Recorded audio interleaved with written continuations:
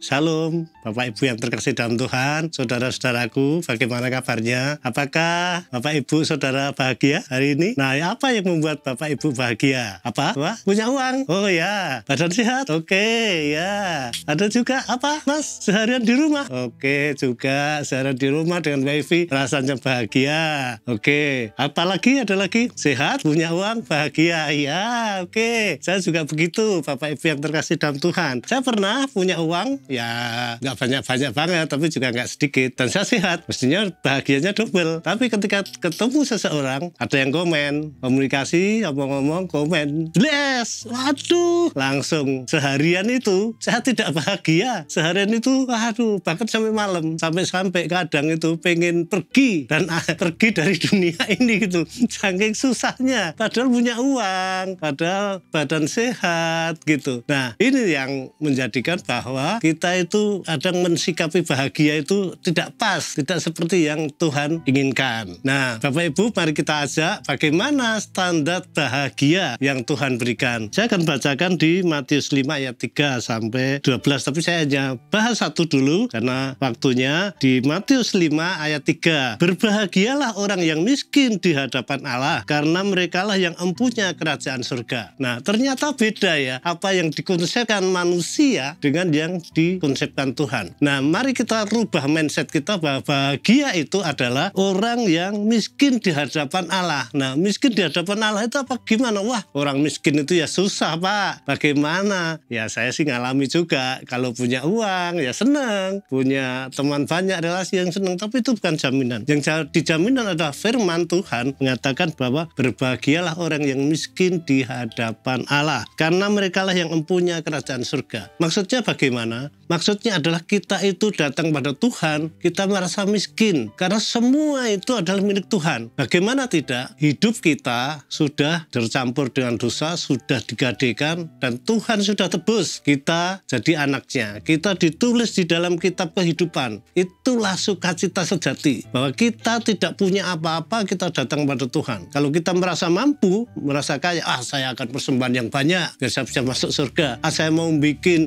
gedung ibadah yang bagus, saya akan masuk surga. Saya akan undang banyak orang untuk persekutuan setiap hari di rumah saya. Tak kasih makan, pujian, main ini. Dengan kekuatan sendiri untuk masuk dalam kerajaan surga.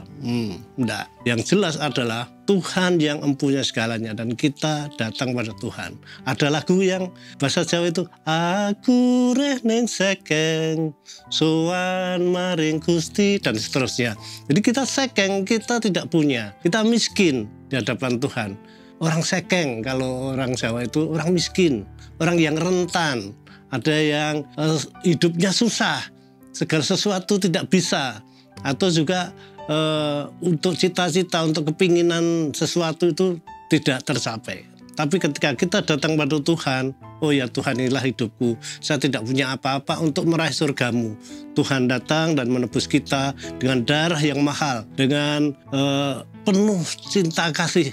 Tuhan menebus kita sehingga kita datang pada Tuhan dan oh ya, saya dijamin Tuhan masuk surga. Itu Bapak Ibu yang terkasih dalam Tuhan, satu poin, berbahagialah orang yang miskin di hadapan Tuhan.